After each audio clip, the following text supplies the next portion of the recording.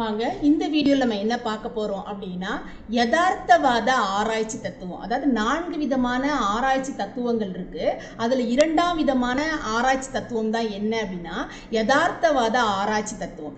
Last வீடியோவில் நம்ம பார்த்தோம் நேர்மறையான ஆராய்ச்சி தத்துவம் அப்படின்னு பார்த்தோம். அது அசலாக என்ன இருக்கோ அதே மாதிரி தான் கொடுத்தோம். இதுவும் அதே மாதிரி தான் யதார்த்தமா அதாவது என்ன இருக்கோ அந்த நீங்கள் ஒரு கட்டுரை எழுதும் போதே என்னெல்லாம் நீங்கள் தரவுகளை சேகரிக்கிறீங்களோ என்னெல்லாம் நீங்கள் பகுப்பாய்வு பண்ணியிருக்கீங்களோ அதன் பகுப்பாய்வு பண்ணும் போதே சிலது வேணும் வேணான்னு பிரிச்சுடுவீங்க.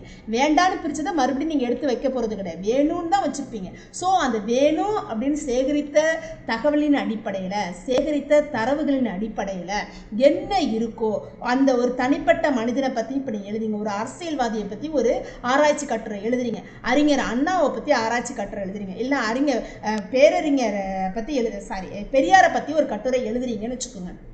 இப்போ அவரோட குண நலன்கள் என்ன, அவருடைய பண்புகள் என்னன்னு எழுதுவோம் இல்லையா? அதேமாரி ஒரு இப்போ சயின்ஸில் ஒரு அறிவியலில் ஒரு ஆராய்ச்சி பண்ணுறீங்க, அது செஞ்சிட்டு இருக்கும் போதே அது அந்த சொல்யூஷனை மாற்றும் போது அது கலர் மாறுது, இல்லாட்டினா அதோட தன்மை வேறுபடுது, அதுலேருந்து புகை வருது, அது இதுவாக இருக்கும். இல்லாட்டினா ஒரு உயிரியலில் ஒரு ஆராய்ச்சி பண்ணுறீங்க, அந்த உயிரியல் பொருளை அந்த மருந்தை கொடுக்கும்போது அந்த எலியோட பழக்க வழக்கங்கள் இப்படி இருக்குது. ஸோ உயிருள்ள ஒரு யதார்த்தமாக என்ன இருக்கோ அந்த முறைப்படி, அதாவது நீங்கள் உங்களுக்கு நல்ல சுதந்திரம் இருக்குது. அதே சமயத்தில் ஒரு நான் சொன்ன பெரியாரை பற்றி எழுத போகிறோம் அப்படின்னா அவங்களுடைய இமேஜ் அந்த இடத்துல பாதிக்கப்படும். எதை பற்றியும் யோசிக்காம அதான் நம்ம நியூட்ரலாக இருப்போம், நம்ம நடுநிலையாக தான் இருப்போம். யாரு? நம்ம அறிஞர்கள், ஆராய்ச்சியாளர்கள், விஞ்ஞான அணுகுமுறையில் ஒரு அனுமானத்தை நம்ம செய்ய போகுது, ஒரு ஆராய்ச்சி நம்ம செய்யும் போது நடுநிலையில் தான் இருப்போம். அதே மாதிரி தான் என்ன இருக்கோ உள்ளது உள்ளபடி, ஓகேங்களா?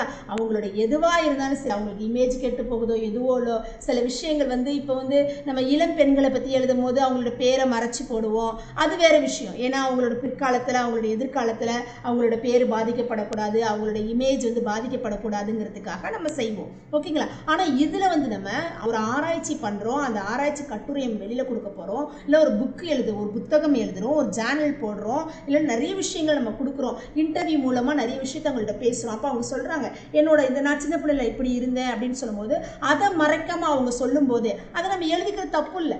இப்போ பேரறிஞரை பற்றி எழுதும் போது அவரோட சின்ன சின்ன பழக்க வழக்கங்கள் இருக்கும், அது நம்மளுடைய பார்வையில் தவறாக இருக்கும், அவருக்கு அது யதார்த்தமாக இருந்திருக்கும். அது உள்ளது உள்ளபடி. நான் லாஸ்ட் கிளாஸில் சொன்ன அவுரங்கசீப்போட பற்றி நம்ம எழுதும் போது அவரோட உண்மையான ஒரு வெளி தோற்றத்தில் அவர் ரொம்ப வில்லனை மாதிரி சித்தரிச்சிருக்கிறாங்க. ஆனால் உண்மைப்படி அவர் வசித்த அந்த இடத்துக்கெல்லாம் நம்ம போய் பார்த்தோம் அப்படின்னா நிறைய நிலங்களை கிராமங்களை இலவசமாக இந்துக்களுக்கு கொடுத்துருக்கிறார். ஆனால் வெளிப்படையாக நம்ம சொல்றதுல இந்துக்களோட எதிரி மாதிரி அவர் அவுரங்கசீப்பை காண்பிப்போம். அந்த மாதிரி கிடையாது, உண்மையை யதார்த்தமாக அது மாதிரி தான் செருப்பை தானே தச்சுக்கிட்டார். அப்போ ஒரு பெரிய ராஜா தன்னோட செருப்பை தச்சுக்கிறார், இமேஜ் பாதிக்கப்படும் நம்ம நினைக்கல, உள்ளதுபடி, ஓகேங்களா? இது மாதிரிலாம் பழைய ஆட்கள் எழுதுனதுனால தான் இன்னைக்கு நம்மளுக்கு ஆதாரங்கள் கிடைக்கிறது. அதெல்லாம் அவங்க மறைச்சிருந்தாங்க அப்படின்னா, சப்போஸ் நம்மளுக்கு அதெல்லாம் மறைச்சிருந்தாங்க அப்படின்னா நம்மளுக்கு உண்மையான ஆதாரங்கள் கிடைச்சிருக்காது. ஒரு கற்பனை கதைகளில் தான் நம்ம இருந்திருப்போம். பட் அது உண்மையாக அவங்க வச்சிருக்கிற எல்லா ஆதாரங்களையும் பார்த்தா அவங்க தைக்கிற மாதிரி, அவங்க உட்கார மாதிரி, வீணை வாசிக்கிற மாதிரி அதெல்லாம் இருக்குது அப்படின்னா அந்த ஆதாரங்களின் அடிப்படையில், ஓகேங்களா? அப்போ யதார்த்தவாத ஆராய்ச்சி தத்துவம்னா என்ன அப்படின்னா மனித மனதில் இருந்து, இப்போ ஒரு இன்டர்வியூ பண்ணும்போது அவங்க என்ன பேசுகிறாங்களோ அதிலிருந்து, இல்லை நீங்கள் ஒரு நிறைய கொஷின்லாம் கொடுத்து கொஷினரி படி நீங்கள் டேட்டா கலெக்ட் பண்ணுறீங்க, தரவுகளை சேகரிக்கிறீங்க, அந்த அதில் கொடுத்த நீங்கள் மறைக்கக்கூடாது. இப்போ ஒரு எலெக்ஷன் டேட்டாவே நீங்கள் எடுக்கிறீங்க, எலெக்ஷன் சர்வே நீங்கள் ஒன்று எடுக்கிறீங்க, அதில் என்ன இருக்கோ உள்ளது உள்ளபடி, யார் மனசையும் புண்படுத்தக்கூடாது அப்படின்னு நினச்சோம்னா நம்ம நடுநிலையாக ஒரு கட்டுரையை வெளியில் கொடுத்துட முடியாது, ஒரு சர்வே நம்ம வெளியில் கொடுத்துட முடியாது, ஓகேங்களா? ஸோ நம்ம மனதில் இருந்து யதார்த்தத்தின் சுதந்திரம் குறித்த கருத்தை நம்பியுள்ளதா யதார்த்தவாத ஆராய்ச்சி தத்துவம், ஓகேங்களா? யதார்த்தவாத ஆராய்ச்சி தத்துவங்கிறது என்ன?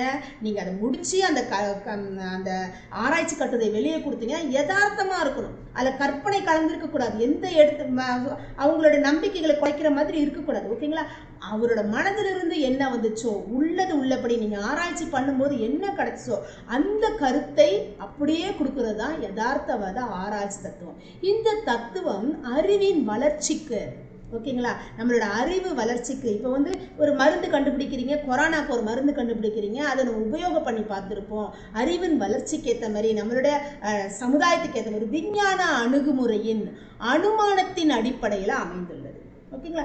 வேறு வார்த்தைகள் அதை நம்ம சொல்லணும் அப்படின்னா, நேரடியாக ஒரு யதார்த்தவாதம் தனிப்பட்ட மனித உணர்வுகள் மூலம் உலகை சித்தரிக்கிறது. அது சின்ன சின்ன பழக்கம். இப்போ அவர் செருப்பு தச்சாரு அப்படிங்கிறதுனால அவரோட இமேஜ் பாதிக்கும். அந்த அளவுக்கு தாழ்மையாக இருந்திருக்கிறாரு. ஓகேங்களா? இப்போ வந்து நிறைய ஆராய்ச்சி போயிட்டுருக்கு.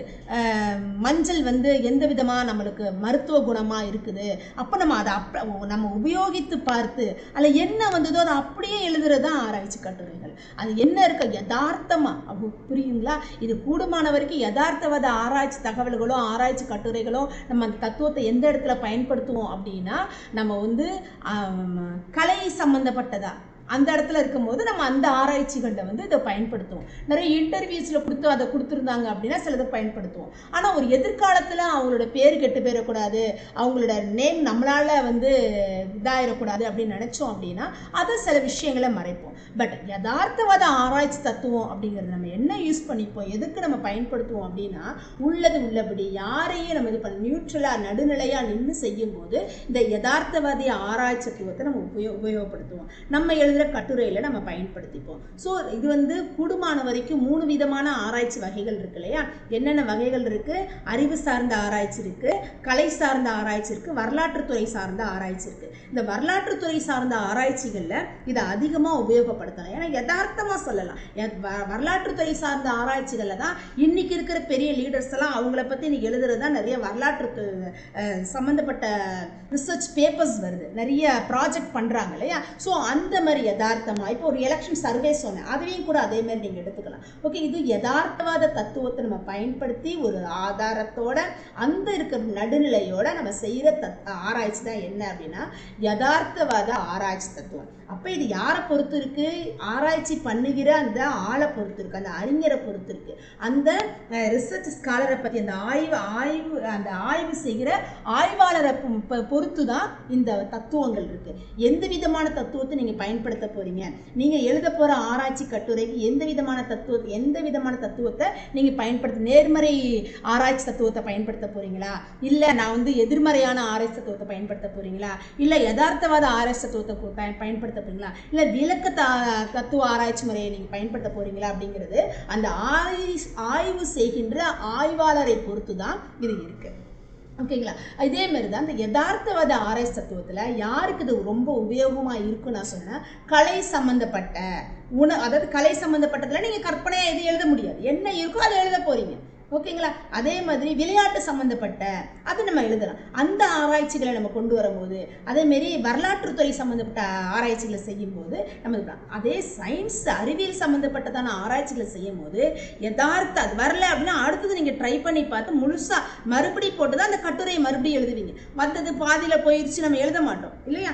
இப்போ ஐன்ஸ்டீன் பற்றி எழுதும் போது கூட நம்ம அதை எழுதலாம். அப்போ அது வந்து வரலாற்றுத்துறை சம்மந்தப்பட்ட கலை அதை இருந்த கருத்துக்களை அந்த வரலாற்றுகளை பற்றி அவர் எடுக்க ஆரம்பிக்கும், அவரை பற்றி. பட் அந்த ஆராய்ச்சியை பற்றி எழுதல, ஆராய்ச்சியாளரை பற்றி எழுதுறோம். ஸோ ஆராய்ச்சியாளரை பற்றி எழுதும் போது இந்த முறைகளை நம்ம பயன்படுத்துவோம்.